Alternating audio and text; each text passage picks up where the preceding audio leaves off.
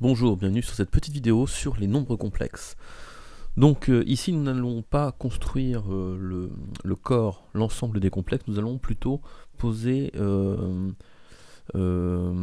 plus que les bases, nous allons poser des présupposés, nous allons énoncer des théorèmes qui vont nous être utiles par la suite pour pouvoir jouer avec les nombres complexes. Donc on va commencer par poser les notions sur la forme algébrique. Donc première chose, la forme algébrique z égale ce fameux a plus ib.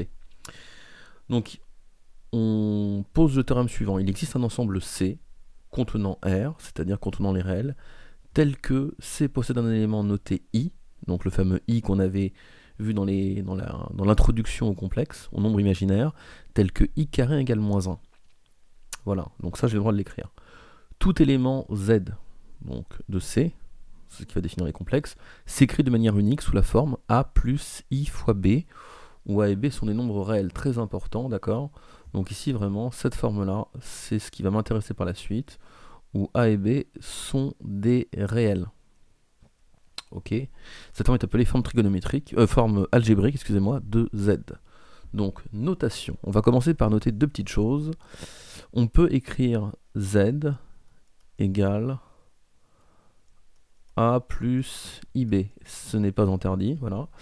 Mais aussi on peut écrire que Z, donc j'aurai cette forme-là, avec les lettres A et B, et je vais avoir une autre forme, un peu plus baroque, Z égale réel de Z plus I imaginaire de Z. C'est la même chose, ça veut juste dire que je suis en train d'écrire de deux façons différentes. Tout ça pour dire que A et ρ de Z c'est la même chose, et ça c'est important, c'est ce qu'on appelle ici la partie, alors que ce soit A ou réel c'est identique, et ça c'est ce qu'on appelle la partie réelle du nombre complexe. Donc ça ce sera la partie réelle. Très important. Donc ici ça veut dire que A égale ρ de Z. C'est la même chose. De l'autre côté, vous allez avoir ici B et im de Z. Donc je prends mon B, mon im de Z. Et ici, je vais avoir ce qu'on appelle la partie imaginaire. Je vous rappelle que, en fin de compte, ce B, ou ce im de Z, est collé à un I. Et I, c'est un nom qui n'existe pas, on en avait déjà parlé.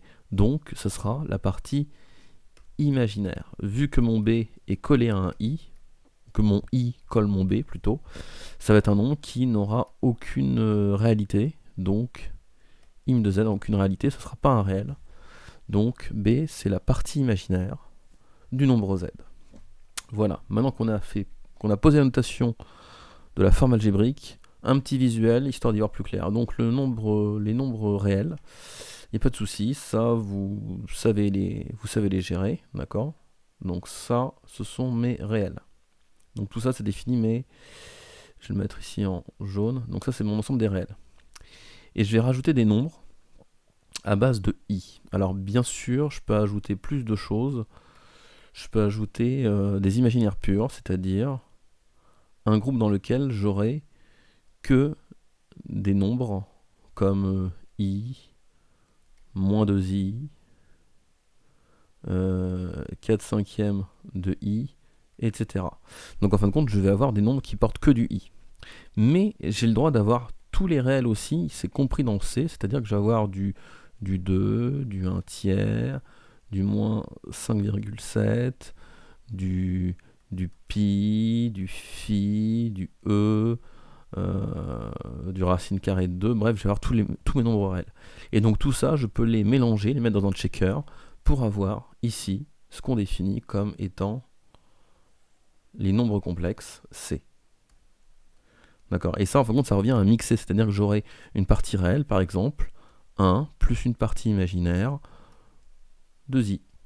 Et ça, c'est un nombre complexe, où là, je mélange les deux. Donc, en fin de compte, vous avez dans les complexes deux parties, les réels et les imaginaires purs, et quand on mélange les deux, c'est ce qu'on appelle un complexe. Voilà. Donc, exemple, on va commencer à faire un petit boulot sur les nombres complexes.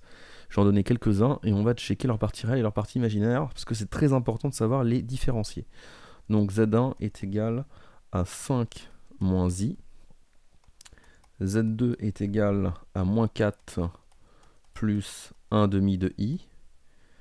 Z3 est égal à 1 tiers moins 7 quarts de I, Z4 égale I, et Z5 égale 11. Je vous conseille de mettre sur pause et de chercher les parties réelles et les parties imaginaires. Là, je vais, moi, les chercher tout de suite. Donc ça revient à faire de l'identification. On regarde par rapport à une forme qu'on connaît, qui est là, ce qui est encadré en rouge. Et donc on va chercher les parties réelles et imaginaires. Donc réel de Z1, c'est quoi? Bah, ici, c'est mon nombre 5, ok. Et sa partie imaginaire, donc la partie imaginaire de Z1, ça sera égal à, qu'est-ce qui est devant le I? Moins 1, je prends aussi le signe, donc ça me fait moins 1. Et voilà, j'ai défini ma partie réelle et ma partie imaginaire. Et je vais faire ça pour chacun des nombres complexes. Alors le Z1, Z2, Z3, vous allez ne pas avoir de soucis, il n'y a pas de piège. Réel de Z2. Réel de Z2, c'est quoi? Bah, c'est moins 4. Ok. Et l'imaginaire de Z2, c'est quoi? C'est 1,5. Très important, les parties réelles et les parties imaginaires, ce sont des nombres réels. Voilà. C'est juste que la partie imaginaire est collée à I. Donc ne jamais prendre I dans la partie imaginaire. Je vous le dis parce que ça, je l'ai vu plusieurs fois. Et c'est toujours, on va dire, assez agaçant de voir des I dans ces parties-là. Réel de Z3. La partie réelle de Z3, c'est 1 tiers. Ok. Et la partie imaginaire de Z3, ça va être égal à moins 7 quarts. Ok, c'est cool. Pas mal. Maintenant, on passe au cas Z4 et Z5. Ça, c'est un peu plus particulier.